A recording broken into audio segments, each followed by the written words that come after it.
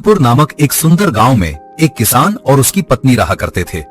किसान के पास थोड़ी सी जमीन थी जिस पर खेती बाड़ी करके दोनों पति पत्नी का गुजारा अच्छे से हो जाता था। दोनों का जीवन सादा किंतु सुखी था, परंतु उनकी एक बड़ी कमी थी, उनके कोई संतान नहीं थी। ये बात किसान को हमेशा दुखी करती रहती। उसकी पत्नी रूपवती, गुणवती और भगवान में अटूट विश्वास रखने वाली थी। वो प्रतिदिन शिवालय जाती और भगवान शिव से प्रार्थना करती, हे प्रभु, मेरी सुनी गोद भर दो। भगवान ने उसकी प्रार्थना सुन ली। 5 वर्षों के भीतर उसे 5 पुत्रों की प्राप्ति हुई। अब तो उनकी खुशी का ठिकाना ना रहा। लेकिन सुख के साथ एक नई चिंता भी आ गई। परिवार बढ़ने से खर्च भी बढ़ गया।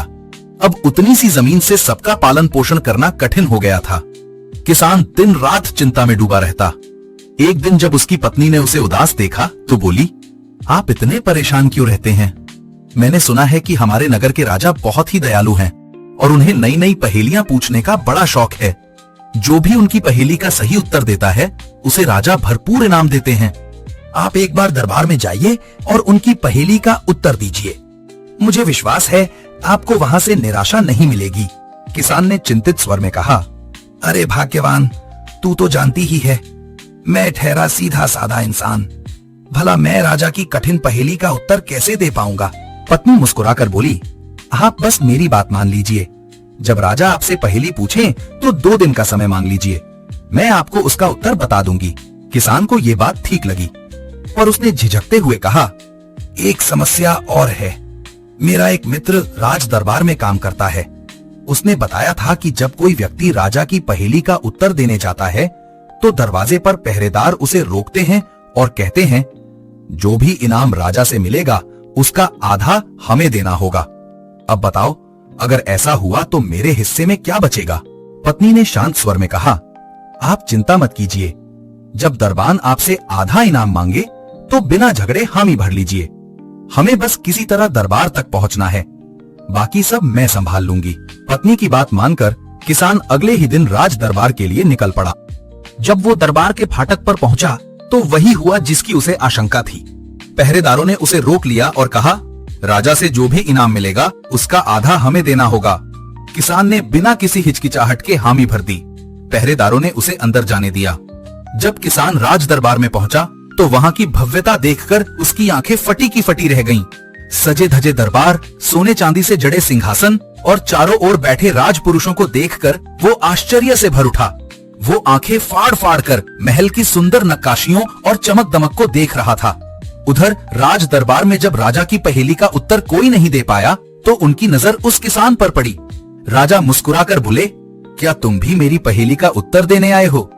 किसान ने डरते डरते हाथ जोड़कर कहा, हाँ महाराज, मैं भी एक कोशिश करने आया हूँ।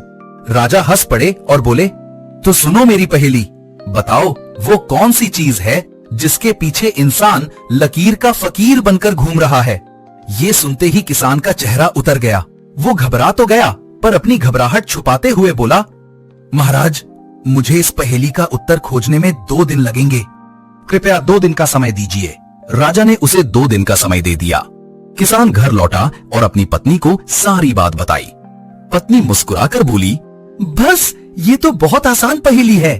कल दरबार में जाने से पहले मैं तुम्हारे कान में इसका उत्तर बता दूंगी। अगले दिन जब किसान दरबार जाने की तैयारी कर रहा था तो उसकी पत्नी ने उसके कान में उत्तर बता दिया। किसान बहुत खुश हुआ, लेकिन तुरंत ही उसके चेहरे पर चिंता की रेखाएं उभर आईं। पत्नी ने पूछा, अजी, अब क्या हुआ? क्यों परेशान दिख रहे हो? किसान बोला, भाग्यवान, कल मैंने बताया था ना कि दरबार के दरवाजे पर जो पहरेदार हैं वे इनाम का आधा हिस्सा मांगते हैं।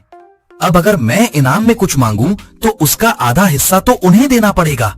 पत्नी कुछ सोच कर बोली, तो ऐसा करना, महाराज से कहना कि इस पहेली का इनाम मुझे आज ही चाहिए और अगली पहेली का इनाम तब देना जब मैं उसका उत्तर लेकर आऊं। और जब राजा पूछे कि क्या चाहिए तो तुम इनाम में 10 कोड़े मांगना। ये सुनकर किसान घबरा गया। अरे भाग्यवान, लोग इनाम में सोना चांदी मांगते हैं और तू कह रही है कि मैं कोड़े मांगू? ये कैसी बात हुई? पत्नी ने गंभीर स्वर में कहा, देखो, राजा को ये जानना बहुत जरूरी है कि उसके दरबान लोगों को कैसे परेशान करते हैं। अगर तुम सीधी शिकायत करोगे तो मुसीबत में फंस जाओगे, लेकिन इस तरह बात सामने आएगी तो राजा खुद न्याय करेगा। किसान ने गहरी सांस ली और पत्नी की बात मान ली। अगले दिन वो फिर से राज दरबार पहुंचा। फाटक पर वही दरबान खड़े थे। उन्होंने फिर कहा, जो भी इनाम राजा से मिलेगा उसका आधा हमें देना होगा। किसान ने शांत स्वर में कहा, हाँ, याद है भाई, पर आज की पहेली का इनाम मैं आज ही लूंगा और उसका आधा हिस्सा तुम्हें जरूर दूंगा। बस तुम इनाम से इनकार मत करना। दरबानों ने हामी भर ली। दरबार में पहुंचकर किसान ने राजा से कहा, महाराज, आपकी पहेली थी वो कौन सी चीज है जिसके पीछे इंसान लकीर का फकीर बनकर घूम रहा है? महाराज, इस पहेली का उत्तर है अनाज, यानी गेहूं। देखिए महाराज, इंसान जब से धरती पर आया है तब से उसी के पीछे भागता आ रहा है। कभी बोता है, कभी काटता है, कभी पीसता है और कभी उसका सौदा करता है। ये गेहूं के दाने में बीचों बीच जो लकीर खिंची होती है ना महाराज, वही लकीर है जिसके पीछे पूरी दुनिया फकीर बनकर घूम रही है। क्योंकि जब पेट भरा होता है तभी इंसान धर्म, ज्ञान और ईमान की बात करता है, और जब पेट खाली होता है तो सबसे बड़ा फकीर वही बन जाता है। इसलिए महाराज, मनुष्य जिस लकीर के पीछे हर रोज भागता है वो है पेट की लकीर, यानी अनाज की लकीर। यही उसका भगवान है, यही उसकी भूख है और यही उसकी बंदगी। वाह, तुम सचमुच बहुत चतुर हो। बताओ, तुम्हें इनाम में क्या चाहिए? किसान बोला, महाराज, मुझे इस पहेली का इनाम आज ही चाहिए और मैं इनाम में 10 कोड़ों की सजा चाहता हूँ। राजा चौंक उठे। क्या कहा? इनाम में कोड़े? अरे मूर्ख, लोग सोना चांदी मांगते हैं और तुम कोड़े मांग रहे हो। किसान ने सिर झुकाकर कहा, महाराज, मुझे 10 कोड़ों की सजा ही इनाम में चाहिए। राजा ने कुछ सोचकर जल्लाद को बुलाया और आदेश दिया, इस किसान को 10 कोड़े मारे जाएं। जब 5 कोड़े पड़ चुके और किसान की कमर लहूलुहान हो गई, तब उसने कहा, ठहरिए महाराज, इस इनाम के आधे हकदार 2 और लोग भी हैं। राजा ने विस्मय से पूछा, कौन है वे लोग?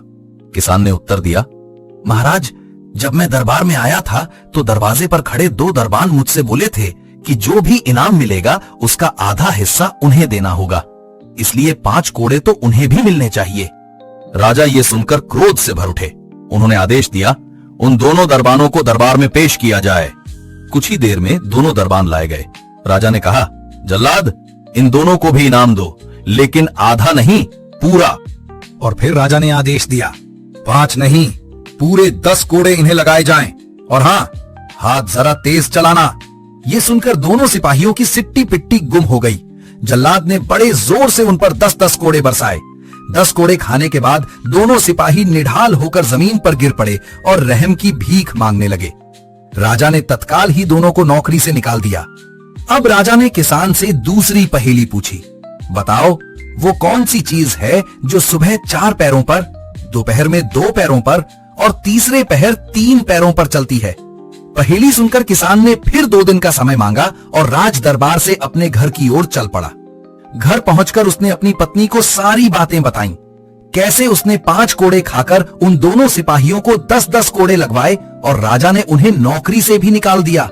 ये सुनकर किसान की पत्नी बड़ी प्रसन्न हुई। उसने पूछा, अच्छा, अब बताइए, इस बार राजा ने कौन सी पहेली पूछी? किसान ने पहेली सुनाई। पत्नी मुस्कुराई और बोली, ये तो बहुत आसान है। कल जब आप दरबार में जाएंगे उससे पहले मैं आपके कान में इसका उत्तर बता दूंगी। अगले दिन सुबह किसान की पत्नी ने उसके कान में उत्तर बताया। साथ ही उसने एक संदेश भी दिया, महाराज से कहना कि आपने उनकी 2 पहेलियों के उत्तर सही दिए हैं। अब देखिए, क्या वे मेरी एक पहेली का उत्तर दे सकते हैं? अगर राजा मान जाए तो उनसे वह पहेली पूछना, और अगर राजा उसका उत्तर न दे पाए तो उनसे 5 गांवों की जिम्मेदारी मांग लेना। फिर तो हमें कभी किसी चीज की कमी नहीं रहेगी। किसान पहले तो डर गया, पर पत्नी के समझाने पर उसमें हिम्मत आई। पत्नी ने उसे वह पहेली भी कान में बता दी जो राजा से पूछनी थी। जब किसान राज दरबार पहुंचा तो इस बार किसी ने उसे नहीं रोका। राजा के सामने पहुंचकर उसने पहले पिछली पहेली का उत्तर दिया।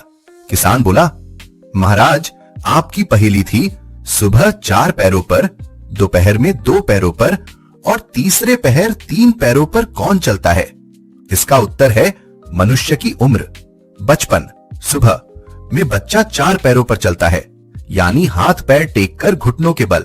जवानी दोपहर में वह 2 पैरों पर चलता है और बुढ़ापे तीसरे पहर में वह 2 पैरों और एक लाठी के सहारे चलता है, यानी 3 पैरों पर। राजा ये उत्तर सुनकर बहुत प्रसन्न हुए। उन्होंने मोतियों का हार निकालकर किसान को बख्शीश में दिया और बोले, बताओ किसान, तुम्हें इनाम में क्या चाहिए? किसान मुस्कुराया और बोला, महाराज, मुझे इनाम में अभी कुछ नहीं चाहिए, पर पहले आपसे एक प्रश्न पूछना चाहता हूं। आप सबसे पहेलियां पूछते हैं, क्या आप मेरी एक पहेली का उत्तर दे सकते हैं? पहले तो राजा को यह बात कुछ नागवार गुजरी, पर फिर मुस्कुराते हुए बोले, ठीक है, पूछो अपनी पहेली। किसान ने पहेली सुनाई। 4 अटक 4 बटक 4 सुर में दानी, उड़ गया रंगीन तोता, रह गई निशानी। बताइए महाराज, ये क्या है? राजा ये सुनकर सोच में पड़ गए। ये पहेली उनके लिए बिल्कुल नहीं थी। उधर वे दोनों सैनिक जिन्हें दरबार से निकाला गया था, किसान और उसकी पत्नी से बदला लेने की साजिश रचने लगे। उन्होंने गांव में लोगों से किसान के बारे में तरह तरह की बातें इकट्ठी की। कुछ नीच लोगों ने उन्हें भड़काया। किसान की पत्नी चरित्रहीन है। चूंकि वे दोनों सैनिक राजमहल में आने से प्रतिबंधित थे, इसलिए उन्होंने अपने रिश्तेदारों के जरिए ये बात दरबार में पहुंचाई। जब किसान राजा से पहेली पूछ ही रहा था, तभी एक दरबारी खड़ा हुआ और बोला, महाराज, ये तुच्छ व्यक्ति आपसे पहेली पूछ रहा है। कृपया एक बार इनसे पूछिए, क्या यह सच में पहेलियों के उत्तर स्वयं देता है या किसी और से पूछ कर आता है? राजा ने प्रश्नवाचक दृष्टि से किसान की ओर देखा। किसान के मन में डर तो था, पर उसे अपनी पत्नी की बात याद आई।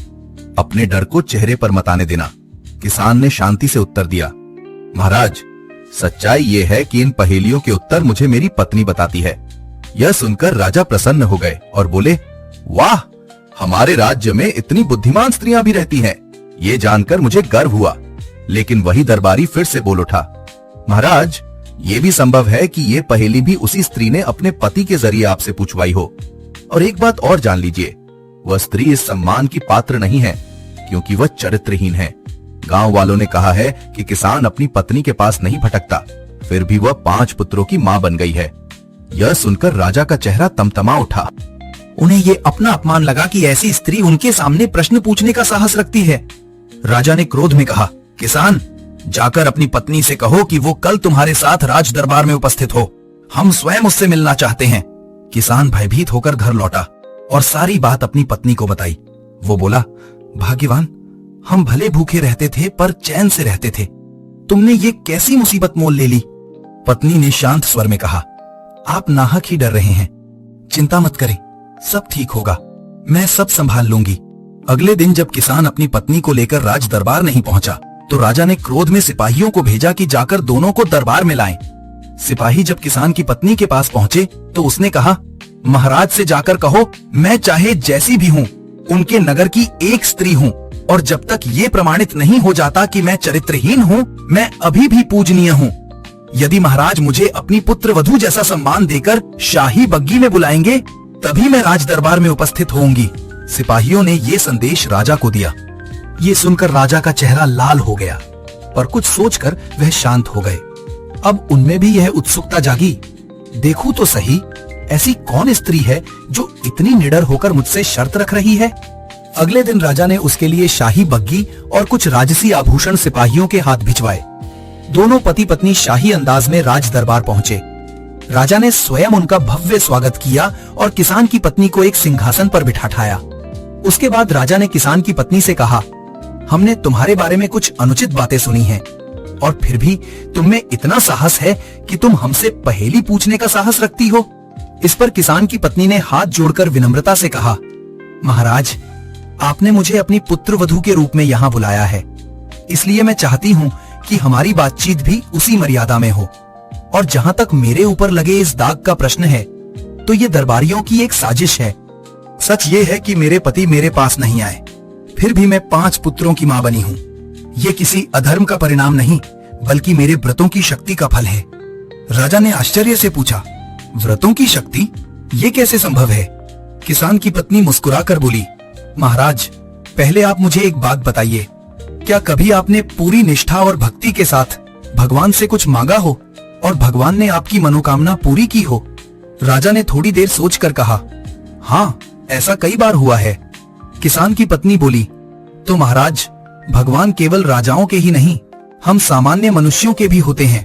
जहाँ भक्ति में शक्ति होती है, वहाँ भगवान को झुकना ही पड़ता है। ऐसा ही मेरे साथ हुआ। सुनिए महाराज, पहला व्रत मैंने भगवान शंकर का किया था, तो मुझे शंकर दास पुत्र प्राप्त हुआ, पर मेरे पति मेरे पास नहीं आए। दूसरा व्रत मैंने सूर्य देव का किया, तो मुझे सूर्यभान पुत्र प्राप्त हुआ। तीसरा व्रत मैंने चंद्रदेव का किया, तो चंद्रभान पुत्र प्राप्त हुआ। चौथा व्रत मैंने माँ गंगा का किया, तो गंगादास पुत्र मिला। और पांचवा व्रत मैंने यमुना देवी का किया, तो यमुना दास पुत्र मिला। अब आप ही बताइए महाराज, क्या ये मेरे पति के कारण संभव था? नहीं, ये तो मेरे व्रत और भक्ति की शक्ति का परिणाम है। पर दुनिया वाले भला इस गूढ़ बात को कैसे समझ पाएंगे? किसान की पत्नी की भक्ति और तर्क से राजा की आंखें खुल गईं। वो श्रद्धा से उसके सामने नतमस्तक हो गया और क्षमा मांगते हुए बोला, हे देवी, आपने सचमुच ये सिद्ध कर दिया कि भक्ति में सबसे बड़ी शक्ति होती है। इसके बाद राजा ने कहा, अब कृपया अपनी पहेली दोबारा सुनाइए। किसान की पत्नी ने अपनी पहेली दोहराई।